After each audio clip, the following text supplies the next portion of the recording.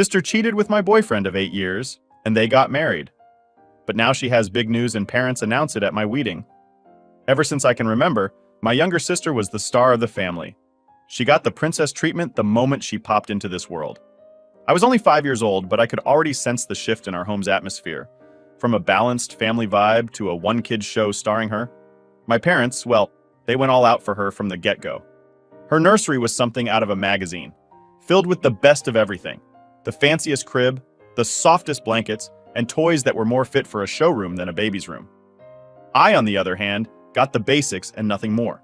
My stuff was mostly hand-me-downs or whatever was on sale. Don't get me wrong, I didn't lack necessities, but the difference in how we were treated was stark and clear. As we grew older, this trend continued. Birthdays were a big tell. Her parties were the talk of the town. Theme decorations, entertainers, and a guest list that included not just kids, but important adults in our parents' lives. My birthdays? They were mostly quiet affairs, maybe a cake, some balloons, and a small family gathering. It wasn't that I wanted lavish parties, but a little bit of that attention wouldn't have hurt. School life was another arena where the differences were glaring. She always had the newest clothes and gadgets. I remember feeling a bit embarrassed with my worn-out backpack and clothes that clearly screamed hand-me-down. At school, she was Miss Popular, and I was the quiet kid who read a lot. Teachers would often praise her for her charm and outgoing nature, while my good grades usually went unnoticed, unless it was parent-teacher meeting day. This unequal treatment even seeped into how our parents supported our interests. She wanted to take ballet? Sure, let's enroll her in the best dance school. I wanted to play soccer? Why don't you try something less rough, they'd say. It was always about keeping her in a bubble of perfection. Holidays were no exception. Christmas was all about what she wanted. The living room would be filled with her wish list items come Christmas morning. I got gifts too, sure, but they were more like afterthoughts. It was like they ticked off a list for me, but for her, they sought to make every wish come true. Emotionally, things were just as skewed. Any achievement of hers was celebrated with great enthusiasm. Got a part in the school play? Let's take everyone out for dinner. I got used to downplaying my own achievements because I knew they wouldn't cause much of a stir. It wasn't outright neglect, but it felt pretty close. The real kicker was how manipulative she became as we got older. She knew she was the favorite and played that card any chance she got. If we ever got into a squabble, guess who was expected to apologize first? Yep, me. And if I ever brought up how unfair it was, my parents would shut it down with the classic, "She's younger, let it go." I tried to find my own space, my own thing that she couldn't touch or taint. I got into writing. It was my escape, a world where I could control what happened and who mattered. My parents didn't really get it, but it wasn't something she could overshadow, so they let me be mostly. Things really started to come to a head during our teenage years. As we both started to carve out our identities, the contrast between us became even sharper. She was the life of every party, the center of every event, and I was the observer, the chronicler. Our paths diverged so much that we barely spoke at home. It was like living with a stranger who shared your last name and nothing else. Living with a sister who's treated like royalty isn't all it's cracked up to be, especially when you're not the one wearing the crown. As we stepped into our teenage years, my sister's entitled attitude didn't just grow, it exploded. She had always been the favorite, but now she wielded her status like a queen in her court, and we were all just subjects. She had this way of walking into a room as if she owned it. At home, this meant that whatever she wanted, she got without question. New phone? Done? Late curfew? No problem. Meanwhile, I had to negotiate like a diplomat for even the smallest freedoms or upgrades. Her entitlement wasn't limited to tangible things either. She demanded attention and got it in heaps. Our parents hung on her every word, laughed at her jokes, and basked in her social successes.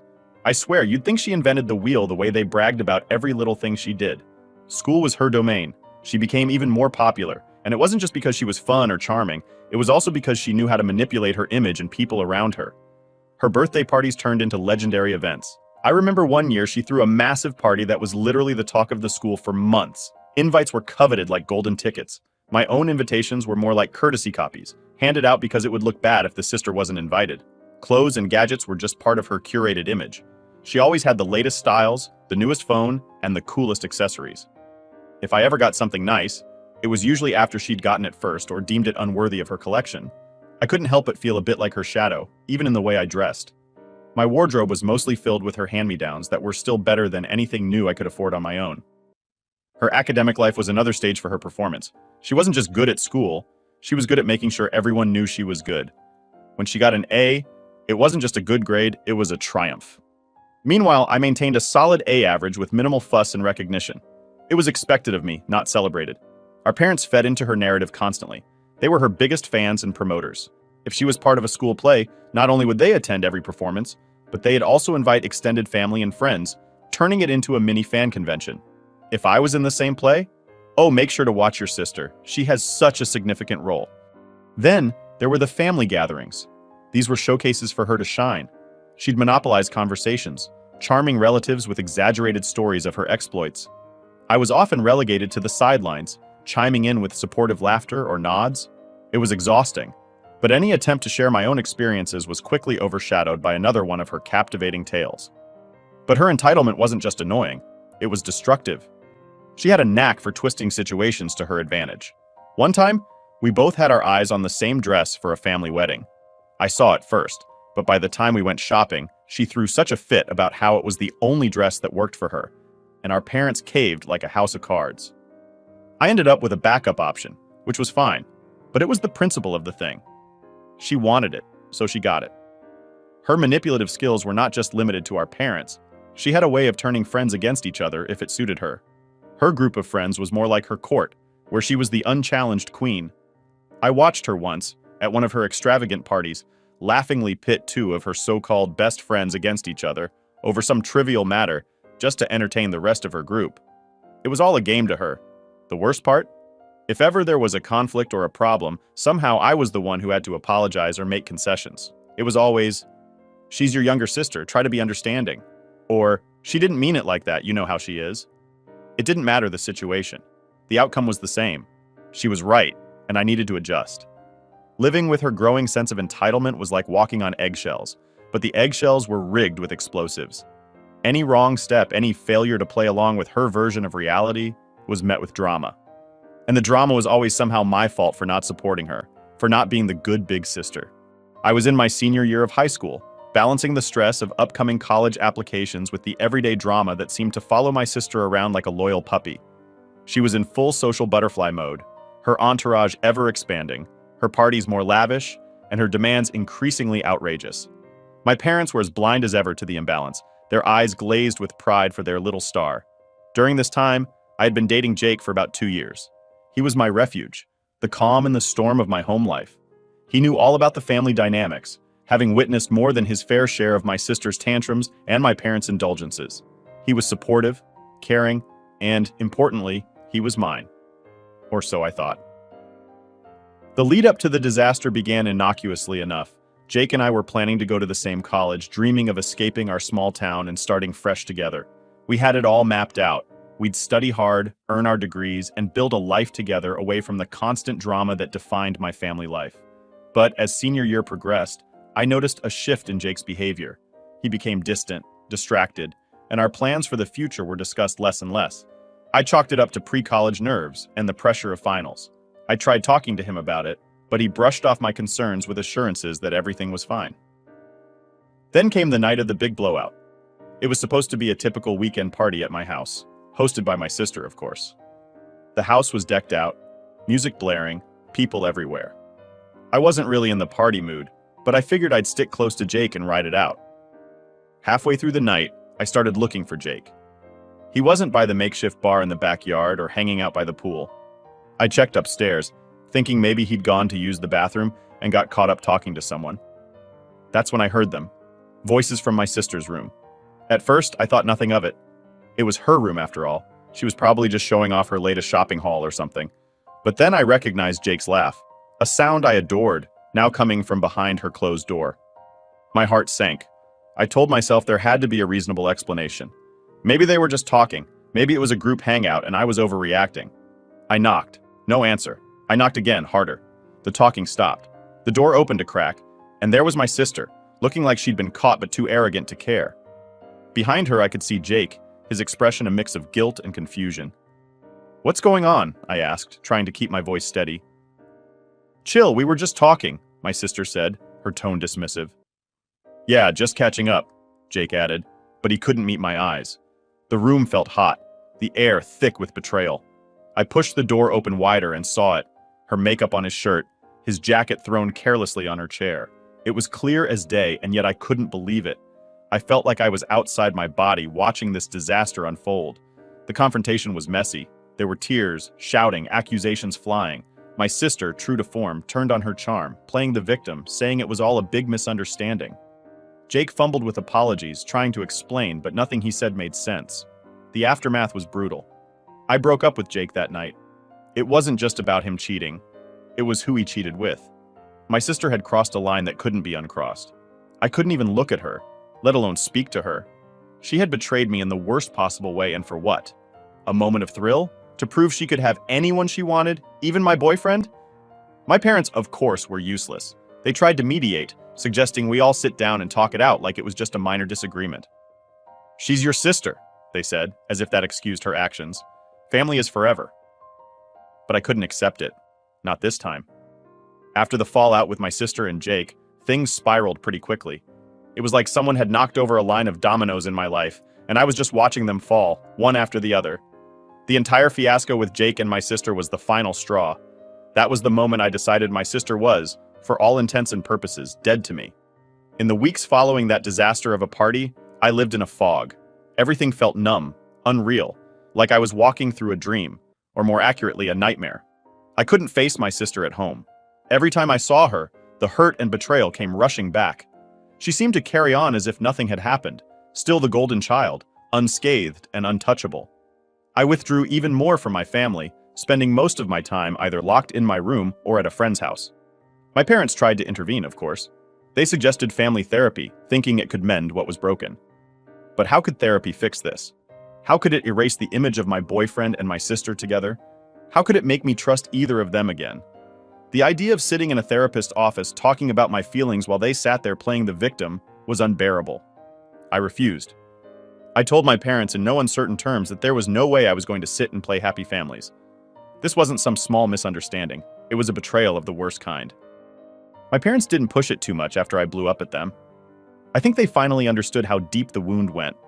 Or maybe they just decided to focus on my sister, who was always their priority anyway. She seemed to revel in the attention, playing the misunderstood princess to perfection. In the midst of all this, college couldn't come soon enough. I was counting down the days until I could leave, start fresh, and put as much distance as possible between me and my sister. When the acceptance letter from my college came, it felt like a lifeline. I'd been accepted to a school a few states away, far enough to make random visits unlikely. Packing up my things and leaving home was bittersweet. I was leaving behind everything familiar, but I was also leaving behind so much pain. My mom cried when I left. My dad gave me a stiff hug. My sister? She gave a half-hearted goodbye, as if she was still trying to figure out how to play the victim in my departure. Starting college was like breathing fresh air for the first time in months. I threw myself into my studies and made new friends who knew nothing of my past or my family drama. I relished the anonymity, the chance to be just another student, not the girl whose sister stole her boyfriend. But moving on wasn't as easy as I'd hoped. The scars from what happened lingered. Trusting new people was hard. I kept waiting for them to betray me like Jake and my sister had. Relationships were even harder. I dated a bit, but nothing serious. The fear of being hurt again held me back. As for my family, our communication dwindled to occasional calls and texts. My parents always asked about my return for holidays, but I always had an excuse ready. Schoolwork, exams, a trip with friends, anything to avoid going back to that house. Years passed, and with them, the sharpness of the betrayal dulled a bit. I heard through the grapevine, aka my mom, that my sister had gotten married to Jake.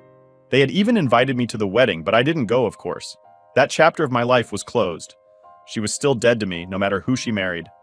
Graduation came, and my parents attended. It was a strained visit, full of awkward silences and forced conversations. My sister didn't come. She was too busy with her new life, probably for the best. After college, I moved even further away, taking a job on the opposite coast. It was a new beginning in a new city, where no one knew my history. I built a life there, found a career I loved, and eventually met someone. He was kind and understanding, and when I finally told him about my past, he didn't judge. He just listened and supported me. It took years, but I learned to trust again, to love again. My relationship with my family never fully recovered, though. I kept in touch with my parents, but it was always superficial. As for my sister, she remained a person from my past, someone I used to know, but no longer recognized. Looking back, I sometimes wonder if cutting her off was too extreme. But then I remember the pain, the betrayal, and I know I made the right choice for me. Protecting myself had to come first, and if that meant cutting ties, then so be it. In the end, declaring my sister dead to me wasn't about punishing her. It was about saving myself. It was about finding a way to move on from a betrayal that had cut me to the core. And move on I did, slowly but surely, building a life that was mine and no one else's. Getting married should have been one of the happiest times in my life. And it was, mostly. Planning my wedding was like sketching out dreams on paper, watching them take shape in the form of flower arrangements, venue bookings, and dress fittings. But even as I planned my perfect day, the shadow of my past, specifically my sister, loomed over it like an uninvited cloud.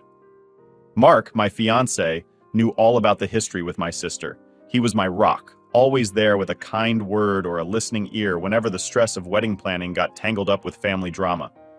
He understood why my sister wasn't on the guest list, and he supported that decision without question. As the wedding day approached, I felt a mix of excitement and anxiety. I was eager to start my new life with Mark, but I dreaded the inevitable family complications. My parents had been surprisingly okay with most of my decisions regarding the wedding, but the issue of my sister was a sticking point. They repeatedly suggested I reconsider and invite her for the family's sake, but I stood firm. After all that had happened, having her there was a line I wasn't willing to cross. The big day arrived with all the pomp and circumstance I had dreamed of. The venue was a beautiful garden, blooming with the flowers of late spring, the air filled with the scent of roses and jasmine. It was like walking into a living fairy tale, with twinkling lights strung from trees and the gentle hum of music in the background. Our friends and family gathered, a buzz of happy chatter filling the air as they awaited the ceremony. I was in the bridal suite, putting on the finishing touches with my bridesmaids, when my mom knocked on the door. She came in, looking nervous. "Honey, I really wish you'd reconsider about your sister," she began, her voice trembling a bit. "It would mean so much to have her here." I took a deep breath, fixing my gaze on my reflection in the mirror. "Mom, we've been over this. She made her choices and I've made mine. Today is about me and Mark, not her." Mom looked like she wanted to say more, but she left it at that, giving me a tight smile before leaving to take her seat. The ceremony was everything I had hoped it would be. Mark looked handsome as ever, his eyes glistening with emotion as I walked down the aisle. We exchanged vows, our voices steady despite the swell of emotions. As we were pronounced husband and wife, I felt a weight lift off my shoulders. It was done. We were married, and it had been perfect. But the reception was another story. We had just finished our first dance and were sitting down for dinner when my dad asked to say a few words. I nodded, expecting the usual fatherly expressions of pride and joy. Instead, he took the microphone and turned the attention to my sister. "I know we are all thrilled for my daughter and Mark, but I'd like to take a moment to talk about someone who couldn't be here today," he began, and my heart sank. He went on to talk about my sister, her recent struggles, how she wished she could be here, and how she recently lost her baby and how we should all think of her tonight. I felt my face flush with a mix of anger and embarrassment. Whispers rippled through the room as guests turned to look at me, their expressions a mixture of confusion and sympathy. I stood up, my chair scraping loudly against the floor. "Dad, please," I interrupted. "Today is about me and Mark. Let's keep it that way." Dad looked taken aback, but he handed the microphone back to the DJ and sat down without another word. The mood had shifted, the air now tinged with tension. The rest of the evening passed in a blur. I tried to focus on the guests who were there to celebrate with us, on the joy of the day. But the incident with my dad cast a long shadow over everything. Mark squeezed my hand under the table, his silent support a lifeline in the turbulent sea of emotions. Later, during the toasts, my best friend gave a speech about friendship and loyalty, her words a subtle nod to the journey I'd been through. It was the salve I needed, and I found myself laughing and crying in equal measure. The wedding was beautiful, and despite the hiccup, it was still one of the happiest days of my life. But it also reinforced a truth I had known for a long time. My sister, even in her absence, could stir up storms in my life like no one else. As Mark and I drove away from the venue, my wedding dress bundled around me in the car, I felt a mix of relief and sadness. I was married to the love of my life, and yet the family drama that had shadowed so much of my life had intruded on this special day too. I realized then that no matter how far I went, there would always be threads that tied me back to my family, to my sister. But now, with Mark by my side, I felt stronger, ready to face whatever came our way. Together, we would navigate the complexities of family, carving out a space for ourselves where peace and love could flourish, away from the shadows of the past. The wedding had passed, but the echoes of that day, particularly the moment my dad decided to bring up my sister, lingered like a bad aftertaste. I'd hoped that once Mark and I returned from our honeymoon, the dust would have settled. But if there's one thing I've learned from all this family drama, it's that some dust never really settles. It just waits for the next breeze to kick it up again. It wasn't long after we got back that the phone calls started. First, it was my mom, her voice a mix of concern and criticism, telling me how hurt my dad was that I'd cut him off during his speech. She painted him as the victim, just a father caught in the middle, trying to keep the peace in the family. I listened, biting back the urge to remind her of all the times they hadn't kept the peace for me. Then came the call from my aunt, who'd always been more of a mediator in the family. She was gentler, suggesting maybe it was time to mend fences, to let bygones be bygones.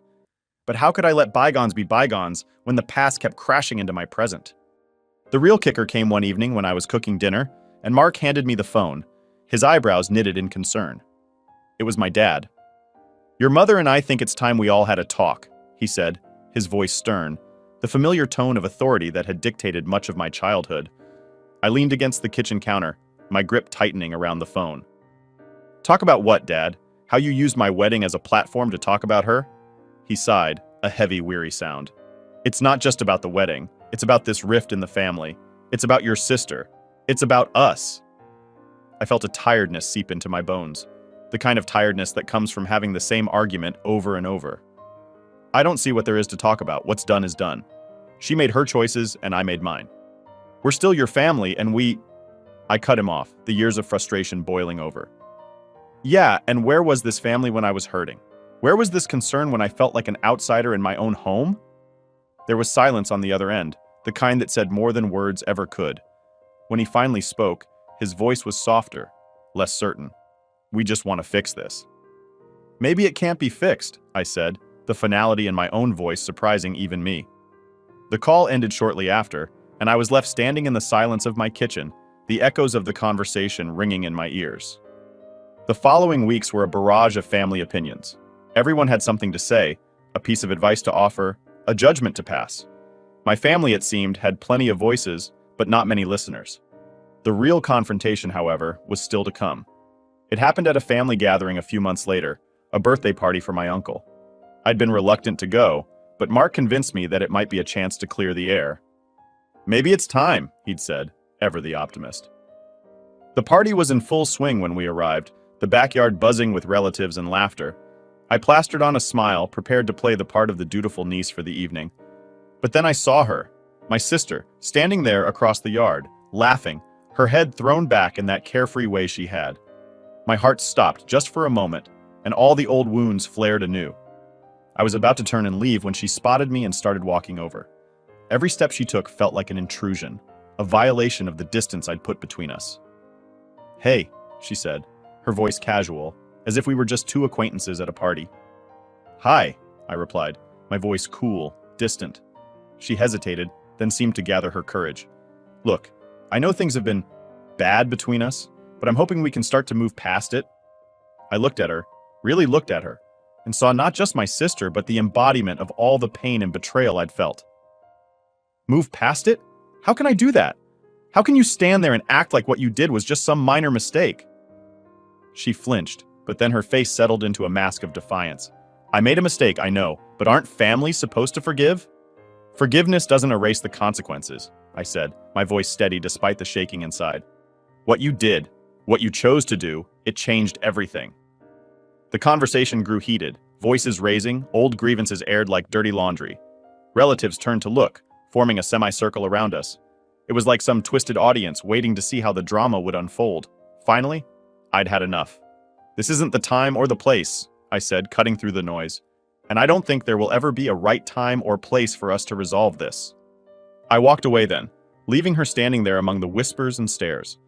Mark was at my side in an instant, his presence a comforting warmth. The next day was eerily quiet. My phone, usually buzzing with texts and calls from family trying to mediate or take sides, was silent. It was as if everyone was holding their breath, waiting to see what would happen next. Mark, seeing my anxiety, tried to lighten the mood, but the tension was a thick fog in our home. Then the calls started. First, it was my aunt, the family peacemaker, her voice soft and worried. "You know your parents are just devastated," she began, but I cut her off. "Aunt Linda, I love you, but I can't do this right now. I need some space." She was hurt, I could tell, but she understood. She always did. Next was my mom. Her approach was different, tinged with anger and disappointment. "How could you embarrass us like that in front of the whole family?" she demanded. "Mom, this isn't about you or Dad. This is about me and my life, and the choices I'm making for my own well-being," I replied, trying to keep my voice calm. "It's always about you, isn't it?" she shot back before hanging up. Her words stung, echoing in my mind long after the call ended. Days turned into weeks, and the divide within the family deepened. Relatives I hadn't spoken to in years were suddenly reaching out, some to offer support, others to criticize. My decision to cut ties with my sister had ripple effects I hadn't anticipated, affecting relationships I thought were unshakable. The hardest hit, unsurprisingly, was my relationship with my parents. They were caught between their two daughters, one they had always favored, and another they didn't know how to support without causing conflict. Conversations with them were strained, filled with awkward silences and unsaid words. As for my sister, she became a topic we all avoided. It was as if mentioning her might reignite the flames we were all desperately trying to smother. But avoidance didn't heal the wounds, it just covered them up for a while. Mark and I found ourselves discussing our future, contemplating moves and changes that would put physical distance between us and my family. "Maybe a fresh start is what we need," Mark suggested one evening, his arm around me as we sat watching the sun set from our porch. I considered it. A new city, new jobs, new people. It was tempting, an escape from all the drama. But then a new resolve settled over me. Running away wasn't the answer. I needed to face this, to rebuild my life on my terms, not just escape the parts that were hard. So we stayed. Instead of running, I focused on building. I threw myself into work, into my passions. I started a blog, sharing my experiences and connecting with others who had gone through similar family estrangements. The response was overwhelming, and I found a sense of purpose in helping others navigate their own turbulent family waters. Mark and I also worked on strengthening our bond, knowing that our foundation needed to be solid if we were to weather the storms together. We attended couples therapy, learned better communication skills, and made sure to carve out time for each other, away from the shadow of my family drama. Months passed, and slowly, the sharp edges of the fallout began to soften. Some family members drifted away, unable or unwilling to accept my decisions. Others, surprisingly, grew closer, their support a balm on the raw edges of my hurt. Holidays were the hardest. The first Christmas after the confrontation, I declined the family gathering, choosing instead to volunteer at a local shelter. It was bittersweet, serving others while knowing my own family was fractured. But it was also empowering, a step toward reclaiming my agency in how I chose to live my life. As for my parents, our relationship eventually found a new normal. It was never the same as it had been before, but maybe that was okay. We learned to navigate around the sensitive topics, to focus on the here and now rather than the tangled past. And my sister? We didn't speak for years. It was a silence that spoke volumes, each of us living our lives in parallel universes that rarely intersected. I heard about her through the family grapevine, her kids, her moves, her life. It was strange, hearing about someone who had once been my closest confidant as if she were a distant acquaintance. In the end, the confrontation and its fallout taught me a lot about myself. I learned that I was stronger than I had thought, capable of making tough decisions for the sake of my own health and happiness. I learned that family isn't always defined by blood, but by the people who stand by you when the ground falls away. And I learned that healing is not a straight line, but a complex journey with ups and downs. A journey best navigated with honesty, resilience, and above all, hope. So, while the fallout was messy, painful, and complicated, it was also the catalyst for a new beginning, one where I stood firmly at the center of my own story, no longer a supporting character in someone else's drama. And with each passing day, I grew more confident that no matter what the future held, I was ready to face it on my own terms.